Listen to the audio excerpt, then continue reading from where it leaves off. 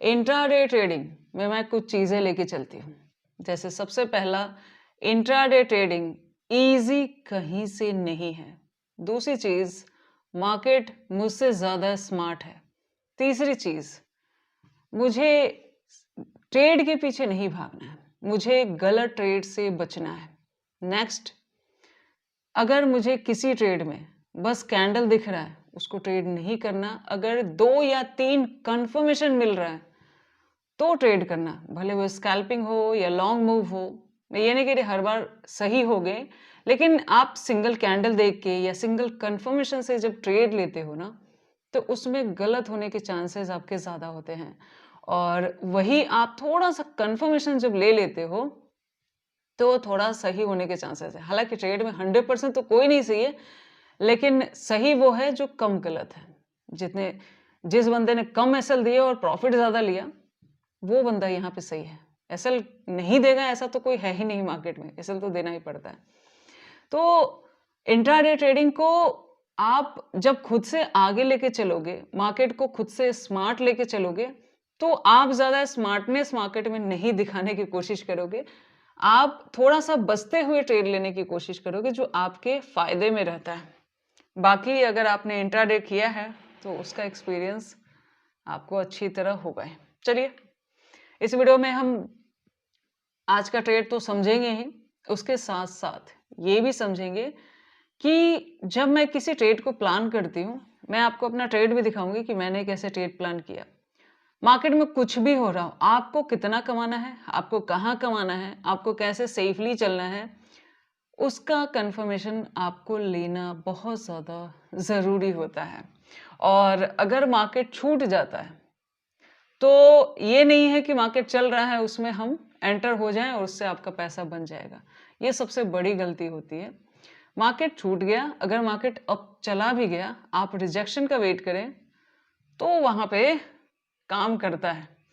देखो, मार्केट में सिर्फ टारगेट नहीं होता।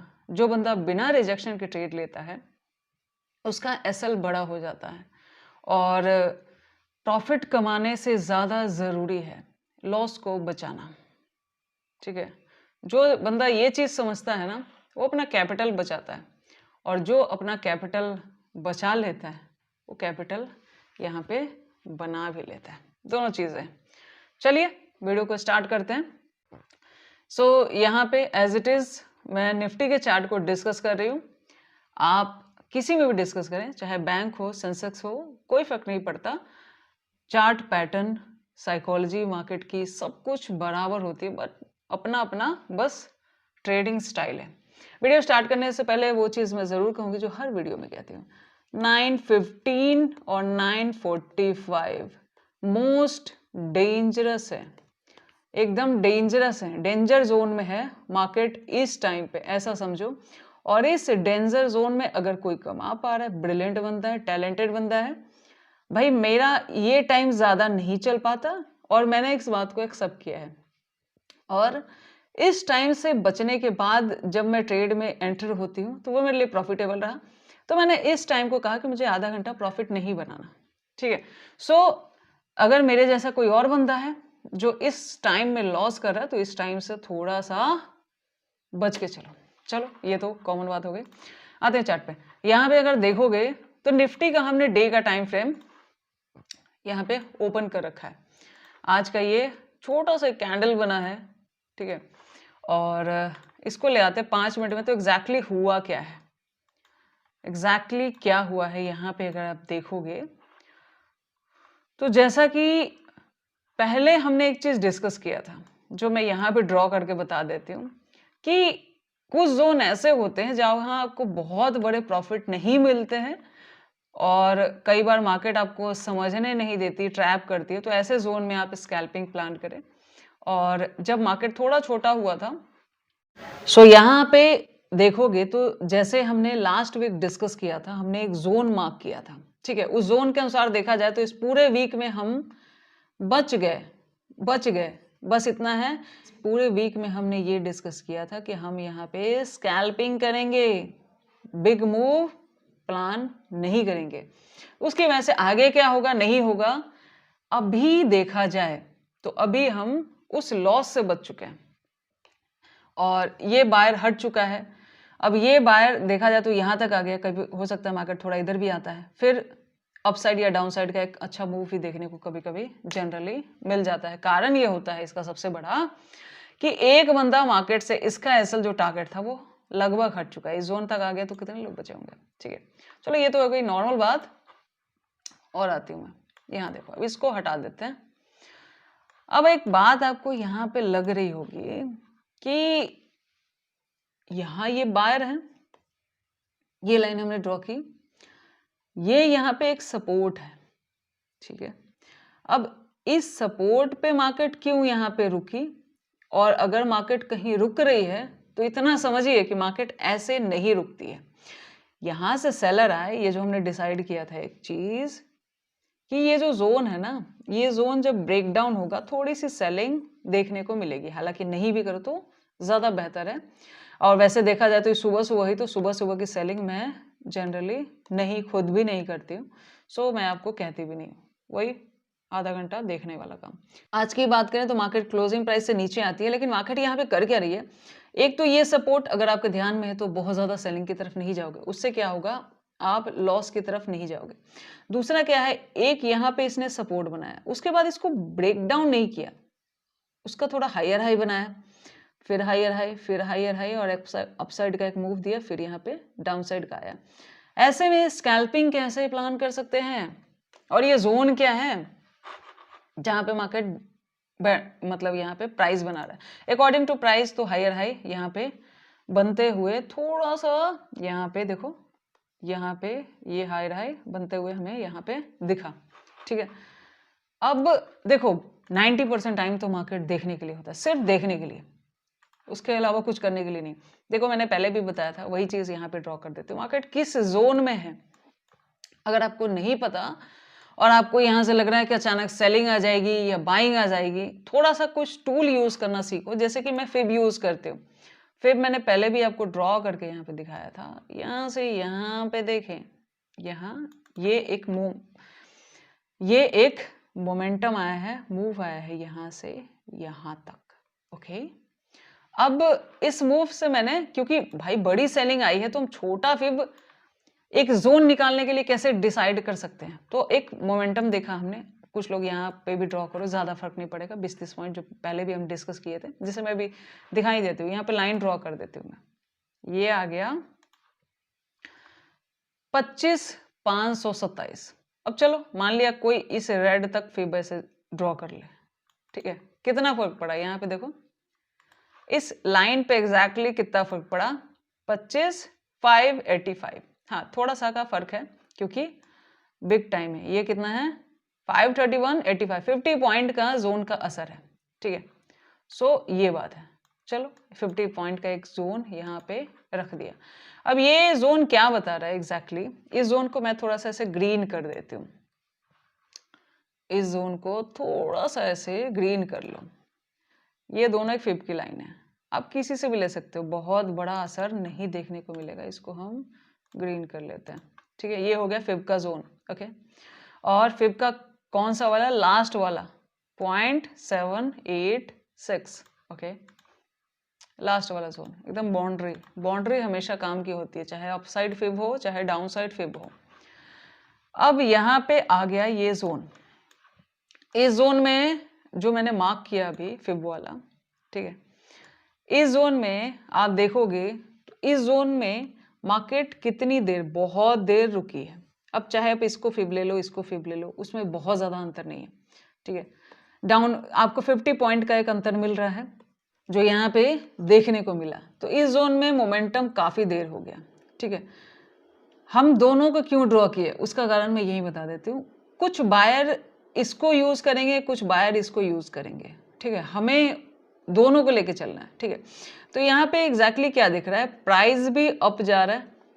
ओके, यहाँ तक को देखा जाए तो सेलिंग में आया, लेकिन ये जोन सेलिंग नहीं करने दे रहा था तो इसको छोड़ दिया। आफ्टरनून की बात करें तो यहाँ पे देखोगे तो इस जोन से मार्केट फिर ब्रेकआउट कर रहा है, मतलब जब देखो आप इसको यहाँ पे ऐसे मार्क कर दो, जो आज का रेजिस्टेंस हुआ उससे क्या होगा ना कि अभी देखो इसका कहीं पे ब्रेकआउट नहीं हुआ था, बार बार यहाँ से टकरा नीचे, यहाँ से टकरा नीचे आ रहा है।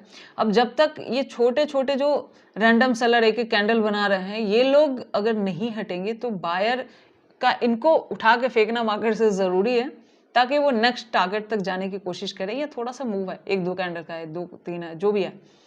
उसके बाद क्या हुआ, इस जोन में जब ब्रेकआउट हुआ तो जस्ट इसके नीचे यहाँ पे एसएल रख के एक छोटी सी स्कैल्पिंग बहुत सारे लोगों ने प्लान की होगी, बट मैं इनसे थोड़ा सा आगे चलने की कोशिश करती हूँ। कारण ये होता है कि मुझे सेफली कमाना है, ना कि मार्केट में बहुत ज़्यादा कमाना है। कई बार ऐसा होगा कि मार्केट यहाँ जाएगी और यहाँ से ऐसे आ जाएगी, तो मैं उसको अवॉइड नहीं कर सकती। फिब का जोन है, कंफर्मेशन है, बहुत कुछ है, लेकिन फिर भी ट्रैप भी होता है।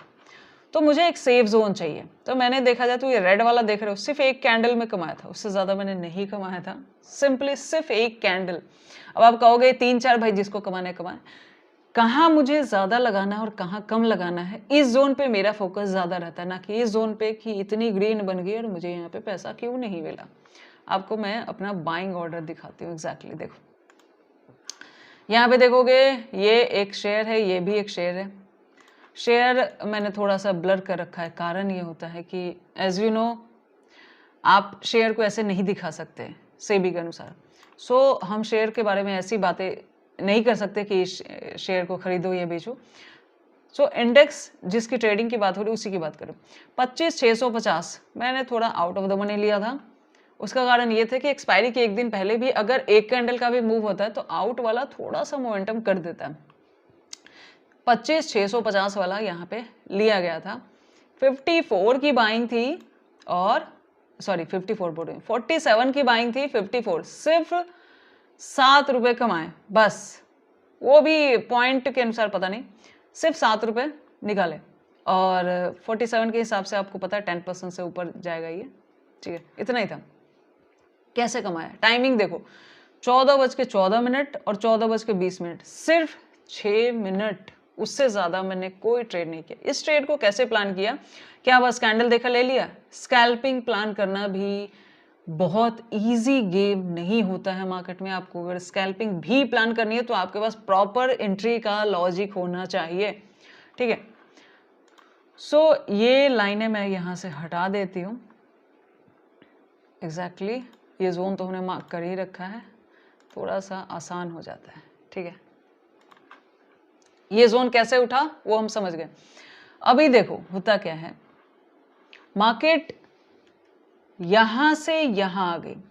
इस मोमेंटम में एक कंफर्मेशन होता है, जब मार्केट रिजेक्शन लेती है ना तो एक आध ग्रीन कैंडल आपको देखने को कंफर्म मिलता है, उसमें आप स्कैल्पिंग कर सकते हो, ठीक है।